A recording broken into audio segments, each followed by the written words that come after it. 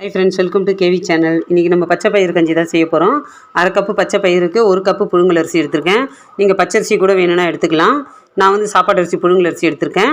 இப்போது மொத்தமே 1.5 கப்புனா நம்ம 4.5 கப்பு தண்ணி வைக்கணும். ஒரு அரை ஸ்பூன் ஜீரகம், ஒரு சின்ன துண்டு பெருங்காயம் போட்டு 4.5 கப்பு தண்ணி வச்சு மூடி ஒரு 4 விசில் போட்டோம்னா நல்லா பஞ்சு மாதிரி வெந்துடும். இதுக்கு தேங்காய் பால் எடுத்துக்கலாம். தேங்காய் பல்லுப்பெல்லாம் எடுத்து வச்சுருக்கேன். இப்போ இதை மிக்சியில் போட்டு அரைச்சி தேங்காய் பால் பிழிஞ்சு எடுத்துக்கலாம். இது 4 விசில் வந்துருச்சு. இப்போ திறந்து பார்க்கலாம். நம்ம நல்லா வெந்துருச்சு. இப்போ தேங்காய் பால் போட்டு கலந்து விட்டுட்டு தேவையான அளவுக்கு உப்பு போட்டுக்கலாம். நீங்கள் வேணும்னா இதில் நாட்டு சக்கரை போட்டு கூட குடிச்சிக்கலாம். ரொம்ப நல்லாயிருக்கும். குழந்தைங்க இனிப்பாக இருந்தால் கொஞ்சம் குடிப்பாங்க. அவங்களுக்கு நாட்டு சக்கரை போட்டு கூட கொடுக்கலாம்.